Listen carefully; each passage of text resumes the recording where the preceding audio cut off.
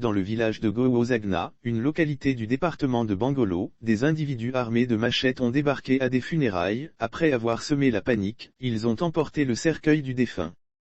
Un fait des plus insolites s'est produit à Goozagna, une localité du département de Bangolo, dans la région du Guémon, le 17 mars dernier. L'information est du quotidien indépendant Soir Info, D.B, un adulte originaire de cette localité de l'ouest de la Côte d'Ivoire et membre de la confrérie traditionnelle des Masques, est décédé début mars dernier.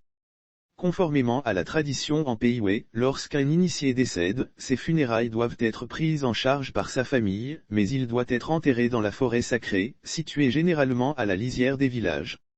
C'est ce qui a été prévu pour le défunt porteur de masque dont les obsèques ont effectivement démarré le jeudi 17 mars et devraient se poursuivre jusqu'au samedi 19 mars 2022. Mais contre toute attente, des individus imbibés d'alcool et armés de machettes et de gourdins, débarquent vers minuit aux funérailles du défunt porteur de masque.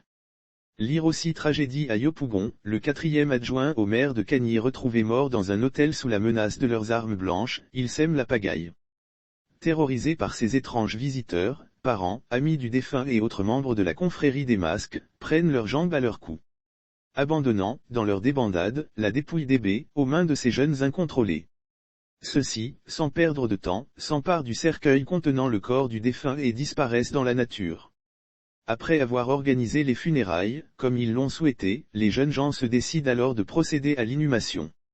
Mais ce sera mal connaître le défunt d'Ébé, qui leur opposa un refus catégorique.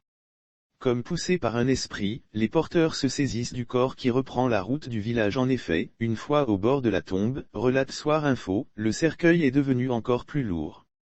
Comme poussés par un esprit, les porteurs se saisissent du corps qui reprend la route du village. Mais cette fois, au lieu de se diriger vers où il avait été déporté 2 jours plus tôt, le cercueil prend la direction du sanctuaire, qui comprennent que le défunt refuse de se faire enterrer au cimetière communautaire. Il est donc conduit dans le camp masque pour une cérémonie d'exorcisme. Il va donc passer 2 jours dans le sanctuaire. C'est finalement le lundi 21 mars que le corps de DB a été porté en terre. Ses ravisseurs restent pour l'heure introuvables.